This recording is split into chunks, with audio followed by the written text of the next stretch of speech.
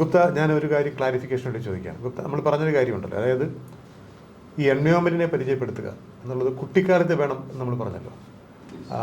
അതെന്തുകൊണ്ട് അങ്ങനെ പറയാൻ കാര്യം എന്താ? നമുക്ക് ഈ ഈ ഈ കഴിഞ്ഞ 2-3 ദശാബ്ദങ്ങളിൽ നമ്മൾ മനസ്സിലാക്കിയ വേറൊരു ശാസ്ത്രീയമായ ഒരു സത്യം എന്ന് വെച്ചാൽ നമ്മുടെ ശരീരത്തിലെ ഏറ്റവും വലിയ പ്രതിരോധ ഓർഗൻ എന്ന് പറയുന്നത് കുടലിലുള്ള അത്രയും ഈ പ്രതിരോധ ശക്തിയെ പ്രിവെൻറ്റ് ചെയ്യുന്ന സെൽസ് ഒന്നും ആ ടോട്ടൽ നമ്പർ നോക്കിക്കഴിഞ്ഞാൽ വേറെ എങ്ങുമില്ല. നമ്മുടെ ഒരു പുതിയ കൺസെപ്റ്റാണ്. നമ്മൾ ശരിക്കും പറഞ്ഞാൽ നമ്മുടെ ലിംഫ് ഗ്ലാൻഡ്സ് ഇങ്ങനെയൊക്കെയാണ് നമ്മളത് മനസ്സിലാക്കിയിട്ടുള്ളത്. അത് ആ കൺസെപ്റ്റ് മാറുകയാണെന്നുള്ളതാണ്. കുടലിലാണ് ഏറ്റവും കൂടുതൽ പ്രതിരോധ ശക്തിയെ സഹായിക്കുന്ന, നിയന്ത്രിക്കുന്ന സെൽസ് ഉള്ളത്. അതുകൊണ്ടുള്ള ഗുണമെന്ത് അത് നാച്ചുറലാണ്. അതുകൊണ്ടുള്ള ഗുണം എന്ന് വെച്ച് കഴിഞ്ഞാൽ ഈ കുടലിൻ്റെ ഭിത്തി എന്ന് പറയുന്നത് നമ്മൾ ഇൻറ്റീരിയറും എക്സ്റ്റീരിയറും തമ്മിലുള്ളൊരു വോളാണ്. അതാണ് മനസ്സിലായില്ലേ?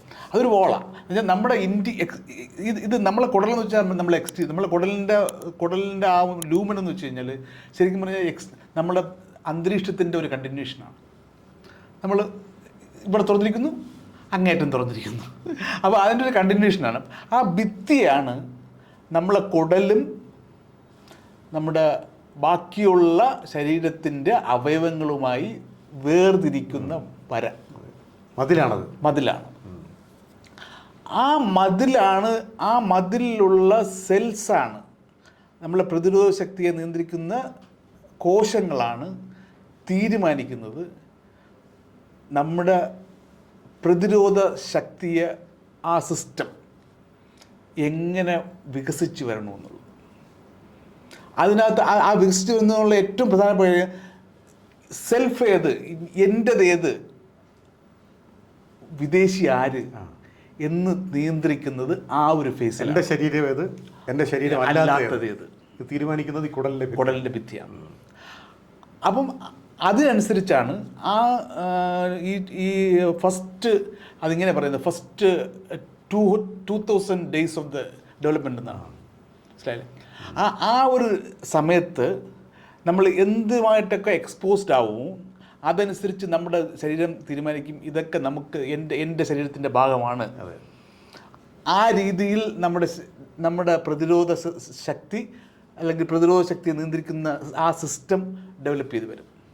ആ ഫേസ് കഴിഞ്ഞിട്ട് പുതുതായിട്ട് വരുന്നതെല്ലാം നമുക്ക് വിദേശിയാണ്, അല്ലെങ്കിൽ നമ്മുടെ ശരീരത്തിൻ്റെ ഭാഗമല്ല. ഇതാണ് അതിൻ്റെ പ്രത്യേകത. അത് വളരെ പ്രധാനമാണ്.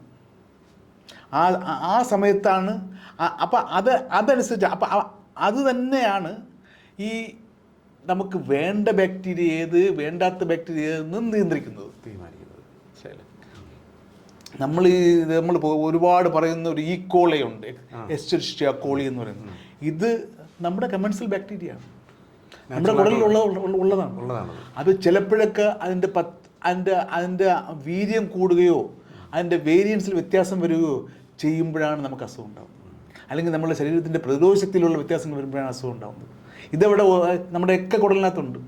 അതുകൊണ്ടാണ് നമ്മൾ മൂത്ര വിസർജനം ചെയ്തിട്ട് പോയി കോളിഫോം കൗണ്ട് നോക്കി കഴിഞ്ഞാൽ coliform count will be very high. മനസ്സിലായില്ലേ? അപ്പോൾ അത് നോർമലി അത് അസുഖത്തിൻ്റെ ഭാഗമായിട്ടല്ല.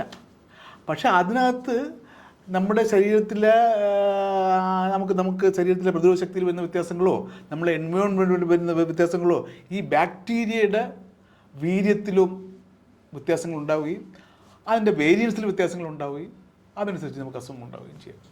അപ്പോൾ ഇതിനകത്ത് ഏറ്റവും പ്രധാനപ്പെട്ട മനസ്സിലാക്കേണ്ടതെന്ന് വെച്ച് കഴിഞ്ഞാൽ നമ്മൾ ആ കുടലിൻ്റെ ഭിത്തി എത്രത്തോളം പ്രാധാന്യമുള്ളതെന്നുള്ളതാണ്. അതിനെ നേരത്തെ നമ്മൾ ട്യൂൺ ചെയ്തെടുക്കണം.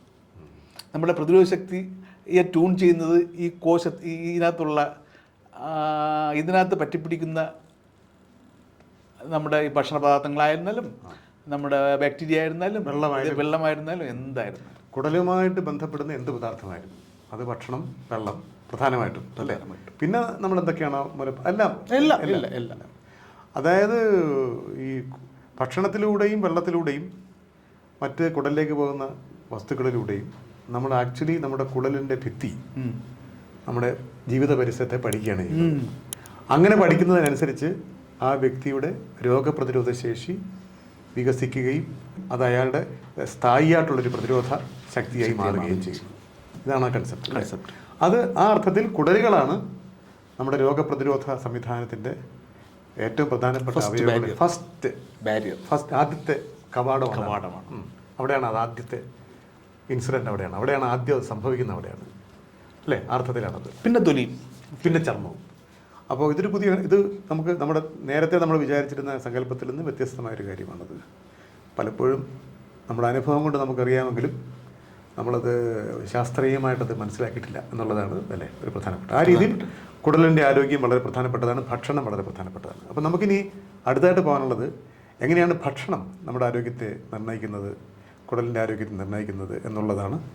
അത് നമ്മുടെ അടുത്ത എപ്പിസോഡിലെ സബ്ജക്റ്റ് ആയിരിക്കും. ഉദരശാസ്ത്രത്തെക്കുറിച്ചുള്ള ഈ 2ാമത്തെ എപ്പിസോഡ് ഇവിടെ അവസാനിക്കുകയാണ്.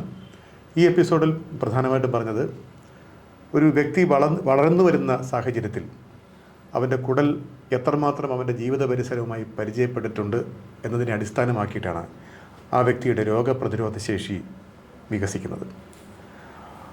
അതിനുള്ള അവസരം ലഭിക്കുന്ന കുട്ടികൾക്ക് അവരുടെ ആരോഗ്യം സുസ്ഥിരമായ രീതിയിൽ മുന്നോട്ട് കൊണ്ടുപോകാൻ പറ്റും. അതിൽ നമ്മൾ ചർച്ച ചെയ്തത് ജീവിത പരിസരത്തെക്കുറിച്ചാണ്. ഇനി പറയാനുള്ളത് ഭക്ഷണം എങ്ങനെയാണ് അതിനെ നിയന്ത്രിക്കുന്നത്.